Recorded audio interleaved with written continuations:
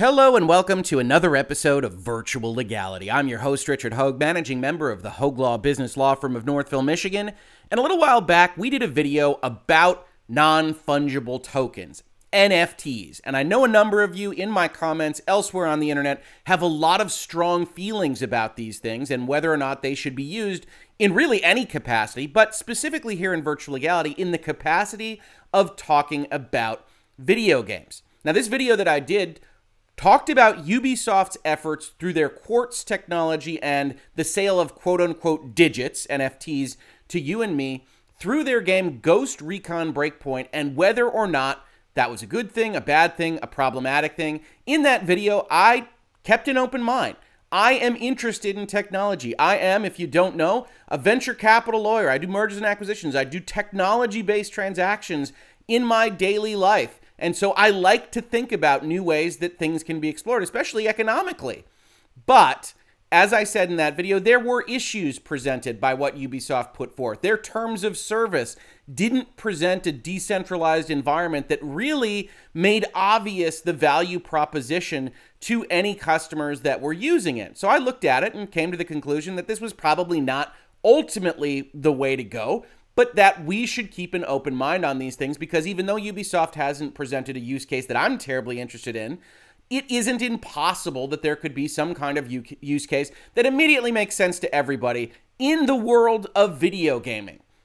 But Ubisoft isn't terribly happy with the way their NFTs have been perceived, and an amazing interview over the last 24 hours or so has really offered a set of transparent answers from Ubisoft about how they feel things have gone.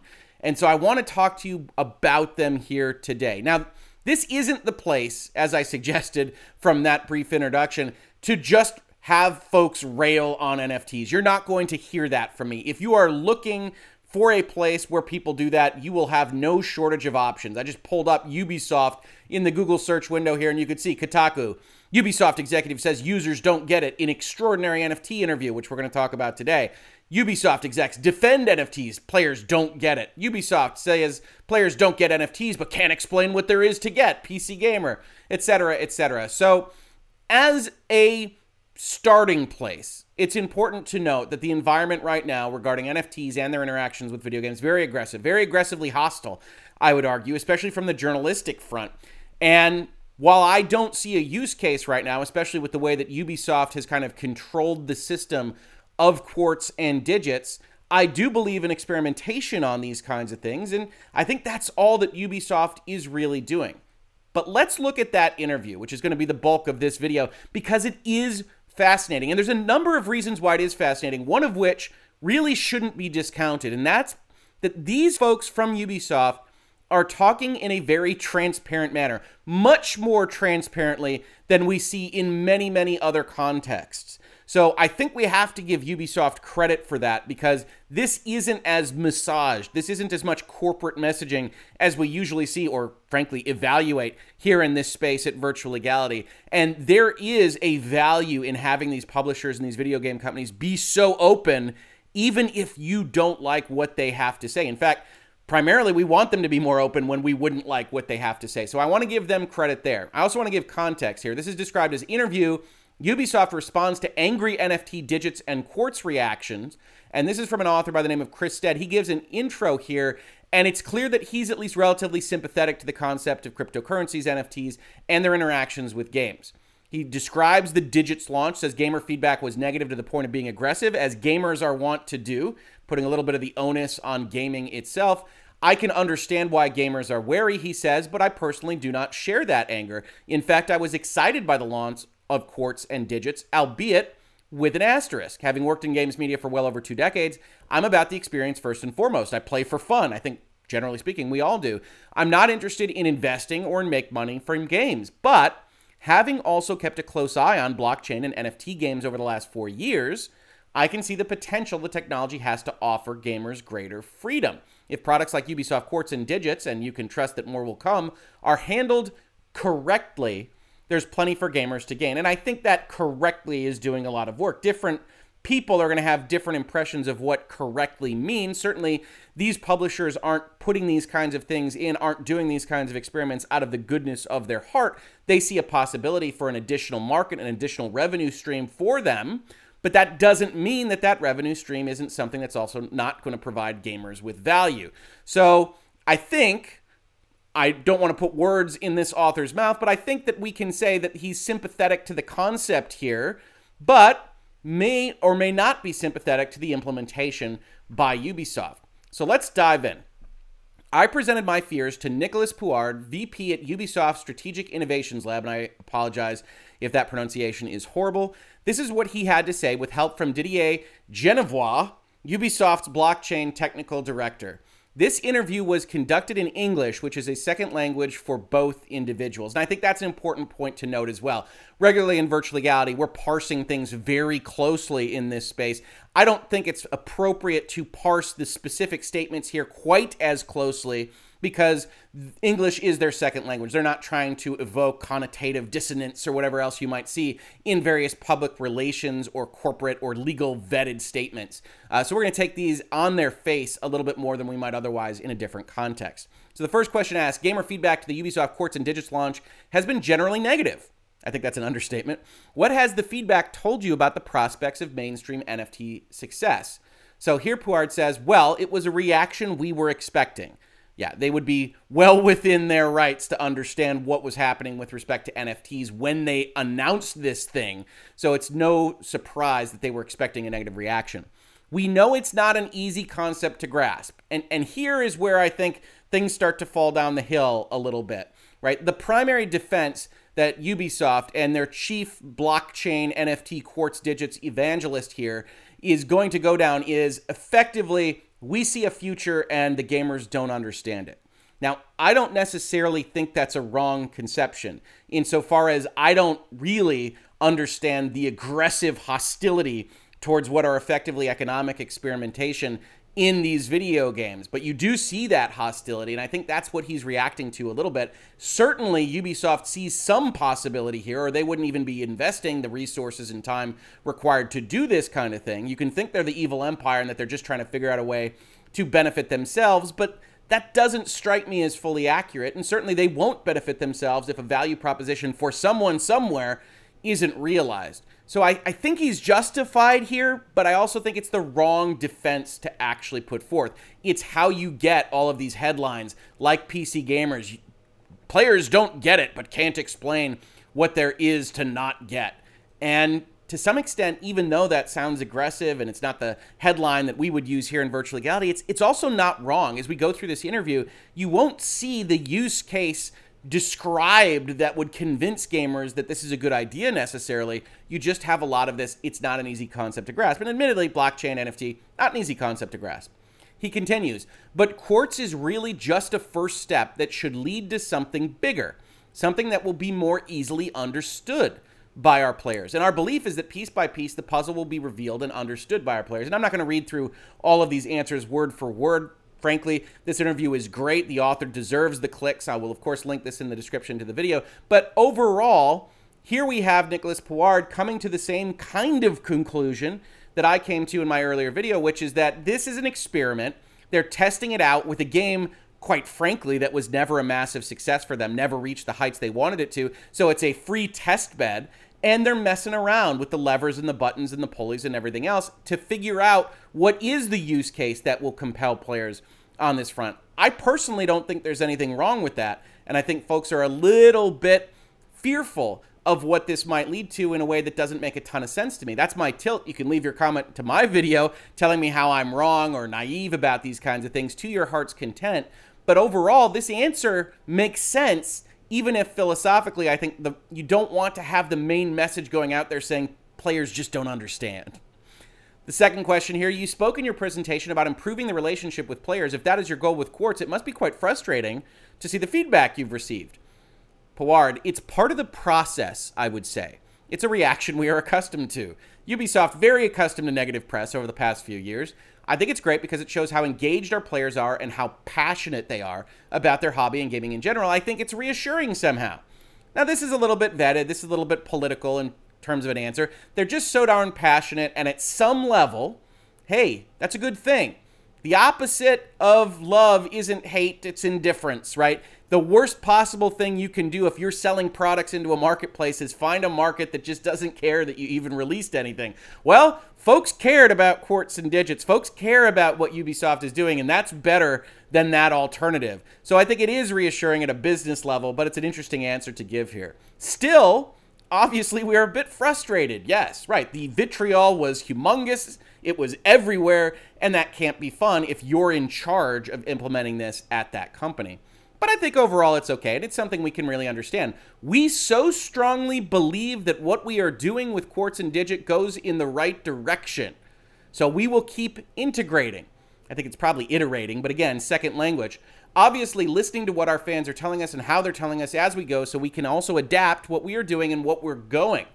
So have this answer meeting up with the first answer, and what you've got is players don't quite understand, players are angry early, but we strongly believe in this product and this service, and we're going to keep changing it. This is an experiment, and we'd ask gamers to come with us, presumably from Ubisoft, but we don't necessarily care that much as we figure out what works and what doesn't work.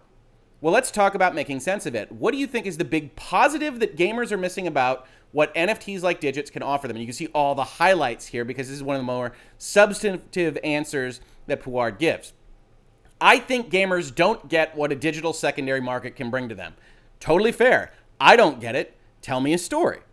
For now, because of the current situation and context of NFTs, gamers really believe it's first, destroying the planet, and second, just a tool for speculation. Uh-oh. And again, we're not going to parse these words that closely, but this isn't a great defense either. I think gamers don't understand, as I said, tell me a story, and then it's, here's what they hate about it. Well, that's not me not understanding. You have to tell me the assets. Yes, you can decry the liabilities and say those are mitigated. Perhaps they are, but you still haven't established what's on the asset side of your ledger. But we at Ubisoft are seeing first is the end game. The end game is about giving players the opportunity to resell their items once they're finished with them or finished playing the game itself.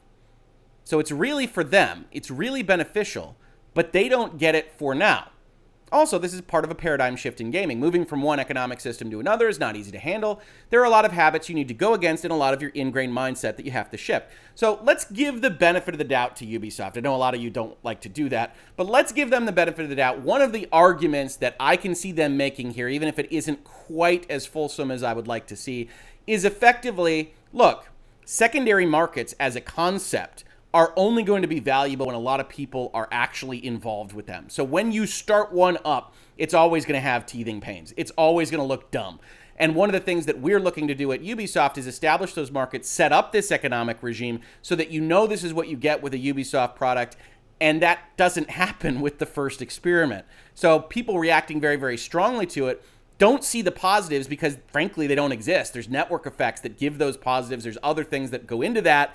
And what they do see are the negatives, which is the energy consumption and monkey pictures and other fraudulent transactions that are in the news basically every day on these things. NFTs have bad branding as a concept. Frankly, if I'm Ubisoft, that's why I called them Digits. Don't want to use NFTs. In fact, the fact that we're talking about them is not ideal for what Ubisoft wants to do. But is that compelling right now? No. Because their answer is, hey, a lot of you hate it for these reasons. Okay, granted. And we're promising you that something will look positive in the future. That this economic transition will lead to something good. It'll be beneficial because you can sell things. But as we talked about, Ubisoft's own terms of service kind of eliminate much of the value of a decentralized approach to this so that Ubisoft can control it. Nothing wrong with that. That's what businesses do, but it does make the use case far less compelling. Continuing, do you think you would have been better off launching Quartz without mentioning NFTs or the blockchain if you had just launched a new platform that offered gamers something new without exposing them to the underlying mechanics powering it? Actually, we tried in a way. That's why we named them Digits. As I said, NFTs, not good branding at this point. But we considered not speaking about the technology, and we know our players. They would have known Digits were NFTs. And then Didier Genevois comes in. If I can just comment on that a bit, as Nicholas said, we knew that if we didn't reference the technology, players would have noticed. And one of the first concerns gamers have when it comes to blockchain is its impact on the environment and the energy it consumes. As such, it was key for us to be able to show we were aware of that concern. Our research has a very strong engagement when it comes to the environment and those concerns in general. And in fact, that's one of the things that I pointed out I liked about what Ubisoft was doing. This December 3rd blog post from Nicolas Pouard, the guy giving the interview, or at least the primary guy giving the interview that we're discussing today, was a very, very, very good statement, in my opinion. It talked about the issues. It talked about what they were trying to do.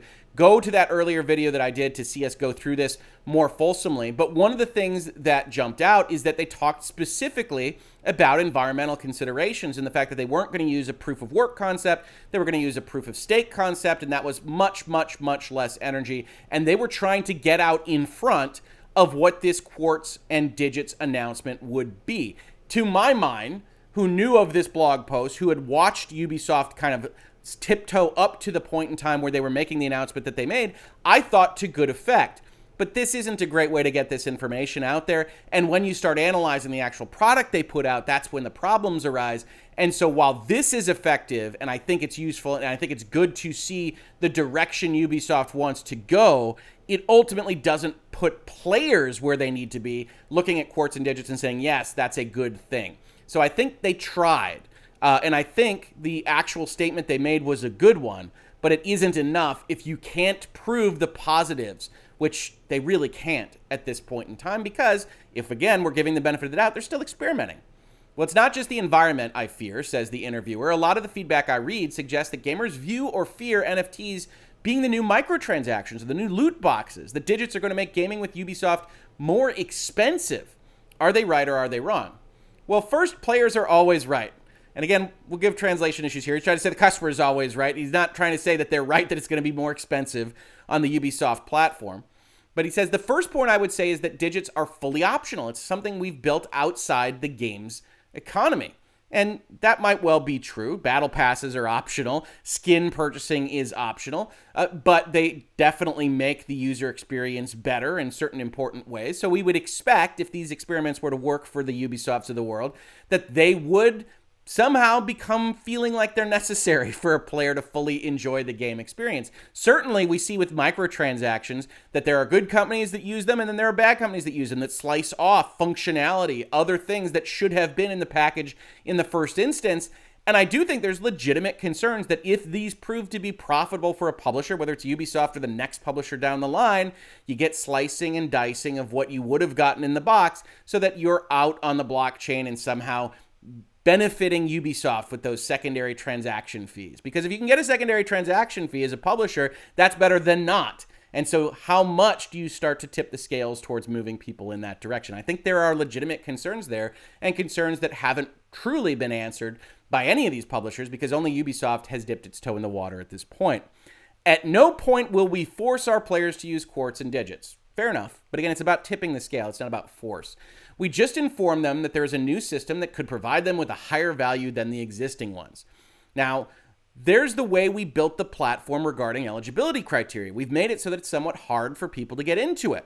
You must purchase the game. You must play at least 2 hours. So it's a bit complicated for pure speculators to go there and invest and inflate the markets. We think, and the first figures we have corroborate our expectation, that Quartz is primarily for our players. In fact, that appears to be their main goal, was to avoid getting into the monkey JPEG speculation market, because those would have been far, far worse press releases than what they've gotten even today. The net effect of that, however, was, as Kotaku reports at the end of December, that these particular NFTs don't appear to be selling very well, don't appear to be making Ubisoft any money. And they give a number of reasons for that. People hate NFTs, etc. People think that the actual helmet at issue is ugly, all sorts of reasons that Kotaku gives. But Ubisoft itself here is admitting that they are trying to keep the speculators off of this particular system.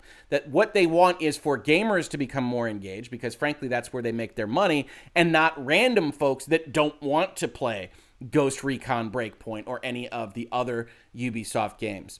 Ubisoft continues by also noting, As we mentioned, that this is still an experiment. We'll adapt the volumes of our upcoming editions so there's not too much inflation. Our main concern is to make sure that even on a secondary market, prices do not get too high so that it's still accessible to regular players. And that goes against what you normally report on if you're talking about NFTs or any kind of investment kind of concept, right? If Ubisoft is legitimate in what they're saying, we want this to be a player value add and not necessarily a bottom line revenue huge booster to Ubisoft because there's suddenly $400,000 for a helmet in Ghost Recon, then we're evaluating them and Kotaku is calling them to task for entirely the wrong reasons, right? They don't want those numbers to get too high because they want it to only be for players because they still make their money solely from user engagement. This could just be a sweetener in some versions of how this business model might look, and we don't know where it will wind up. So, for clarification, something like the skin NFT we've seen released for Ghost Recon Breakpoint, will that be available to buy through the game economy or even earned, and then only become a unique NFT if acquired or registered through Quartz? No, that's not what Ubisoft is aimed at. Those skins are exclusive to Quartz. You cannot get them in-game if you do not go through Quartz. So they're not forcing people, but they are incentivizing people by putting exclusive content over there, and that's going to be something that people that are really into a game are going to be invested in seeing if they can get. One of the big beliefs tied to blockchain is decentralization, about taking power away from the big corporates and putting it in the hands of the consumers. Looking from the outside in, I question instantly the value of decentralization for a company like Ubisoft. How is decentralization good for Ubisoft? Now, this assumes its premise. As we talked about going through the terms of Quartz and Digits, this is actually a very non-decentralized version of the NFT concept. I think that's one of the reasons it's been called to task in various places around the internet. But I could also offer, and I don't think this is the answer Ubisoft gives, that decentralization, if it is a value to consumers, is useful for an entire industry, whether it's gaming or something else, because if you can increase the size of the pie, even if you lose central control, exclusive control over any given part of that pie, you can still make more money because the slices are just that much bigger. So people ask me this all the time. They say, well, these publishers are never going to give up those exclusive rights. And I will tell you this, if they can make more money, they will.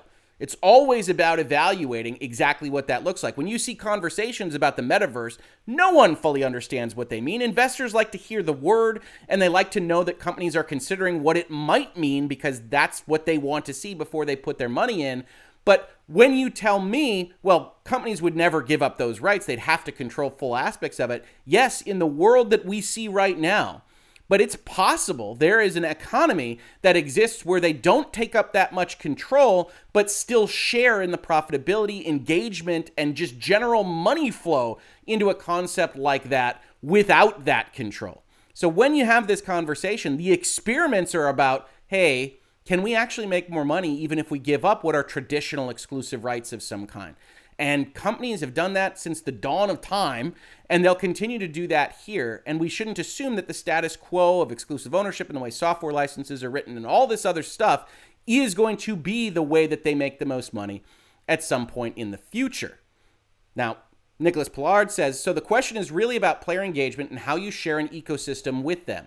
When you look at the valuation of just Ubisoft, the company, it's about $3 billion US, I think, something like that. But the whole ecosystem is valued at more than $15 billion. So the ecosystem is bigger than the company. As such, the interest in decentralization for a centralized company like Ubisoft is to open the gates of our games and to make them bigger by sharing a stake with our players. I don't want to go into numbers, but owning a percentage of a huge ecosystem might be even more interesting than just owning a game today.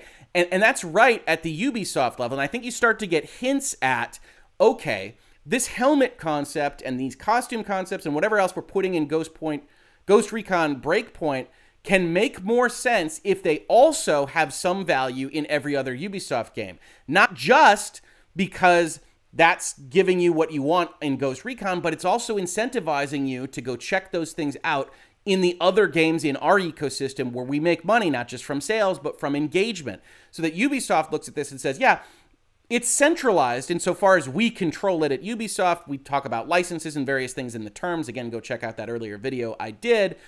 But we can connect our content in such a way that people are driven to go look at our other games, products, and services. Much like you might already be thinking the Nintendo Amiibo concept, right? Where you get this little statue and it has different effects in different games, and you are at least on the margins more inclined to get that next Nintendo game that has an amiibo because you know that you're going to have some extra piece of content that works with that game. And so I can imagine Ubisoft saying, okay, if these helmets are this way, and then you get to drag it over to the next Ghost Recon, or even into Rainbow Six Siege, or you can show it off in Extraction, or something else where it makes sense, then you can start giving the story to your financial folks at that company saying this is going to drive engagement into our ecosystem. And so when they give an answer like this, it's about having a stake in Ubisoft. That makes some sense to me. And then when we talk about metaverse things later on, it could make sense to a Ubisoft to have some stake in a grander, non-exclusive kind of concept. So it's all part of the same story, but no one can tell you that they know what it looks like in the future because it's still so inchoate, and it might wind up being nothing. This is what good companies do, is they experiment with new technology and see what it could lead to, even if that answer ultimately is nothing. The most cynical feedback, says the interviewer I've read from gamers, has pointed to this being a ploy to line Ubisoft's pockets with more money, which is a funny way of describing how businesses operate. Yes, they are looking for potential revenue streams. They get revenue from providing value to consumers. If they can provide that value, they will get more revenue. That's the way this works. They answer, the model of play to earn is about allowing players to make their own money by adding value to the whole ecosystem. So it's not just about Ubisoft, actually. That value they would propose to add is also going to the consumers. Considering that Ubisoft is trying to lead in this emerging space, when you see what happened with the Stalker 2 team, if you don't know, they tried to add NFTs, they were immediately pulled back after a significant amount of backlash. How does it make you feel? What was your reaction? They say it's not the same use case to the players, I would say. I think that's right. It's kind of a different concept the Stalker 2 team was bringing. I know it's only been a couple of weeks since the launch of Quartz, but what are the key learnings you've taken away so far from the launch of those digits? What we learned is that the hurdles we put in place for the eligibility criteria worked. They wanted to keep it down and off the speculation market. And maybe just to add to that from a technical standpoint, we're very happy that everything worked as expected. We wanted to be committed to this environmentally friendly choice on the Tezos blockchain, and we're very happy that it all worked. That is worth pointing out. I don't know how many people are actually engaged with it. It seems to be a very limited number, but there have been no reports that it doesn't function or that it breaks down or that you lose what you earned or anything like that. So the technology appears to have worked, and frankly, they probably picked putting it in an environment that didn't have as many active users in a game that wasn't as popular as some of their other stuff. If it broke, it wouldn't be as big of a problem, and if it otherwise caused trouble, it wouldn't be quite as big of a press release as it would be if, say, they did it in Rainbow Six Siege. Do you guys see a future where players own the games themselves, that the games are an NFT? That's part of the use case we can explore, but it's not the focus today. Again, owning directly the Ubisoft ecosystem. And do you see a future where the majority of Ubisoft games, if not all the games, are tied into Quartz and Digits in some way? And there have been various reports about pressures put on various companies at Ubisoft and otherwise to look for ways to incorporate these various things. They kind of decline that. They say, actually, we are a very decentralized company already. We let each project's team decide if they want to have digits or not, or use the Quartz platform itself. So it's open, but obviously the company has invested in these resources, and part of the conversation, even with a project team lead, would be, is there a way to incorporate this in a way that makes sense for your game on the good side? Or if you're thinking they're a little bit more evil, is there a way to incorporate this? I don't care whether it's good for your game. Moving on from games then, during your presentation on Quartz and Digits, you mentioned possible future acquisitions of decentralized autonomous organizations. DAO, what did you mean by that? Did I mishear? And he answers, well, I meant the future of user acquisition. Here I take a sidestep just for a moment because user acquisition is an apt term. You're gathering users into your ecosystem. I've always found it funny that corporations are willing to go out with this particular phraseology, though, because it's so cold. It gives you the sense of the Matrix, right? We're acquiring users. And you can see one of the problems with messaging there is that it does sound like acquisitions, and you can get confused because we're used to thinking of acquisitions of things like goods and services and companies, not people. User acquisition is an interesting term, makes a lot of sense internally, doesn't make a lot of sense externally. I'm surprised it's kind of been adopted here on the outside.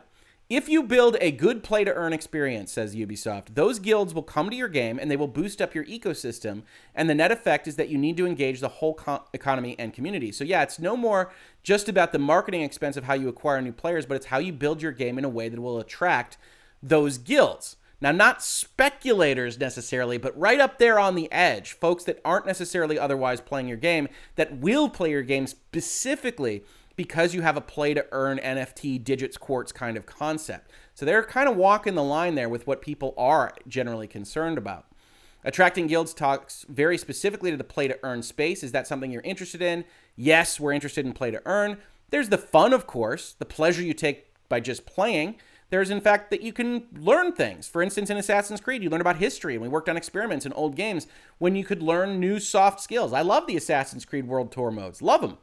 Adding a real-world value reward might be the next addition on top of all the value a game already offers. So Quartz is just a continuity of what we're already doing, but it must be handled well, I would say, or properly, because it's a very different way to think about the game economy and the monetization. It definitely is. That's a struggle that they're having. Then this last answer, I believe, is about whether or not they'll cross-brand with things like Rabbids. They said in the past we've made some experiments by joining CryptoKitties and Rabbids, so there's definitely an avenue to cross-brand experimentation like this, but for now there's nothing that is about to be shipped. So this interview, even though it's being decried in various places on the internet as they just don't understand. I think you saw Kotaku, I believe, is leading with that Skinner picture from Simpsons. It's not me, it's the children who are wrong, etc.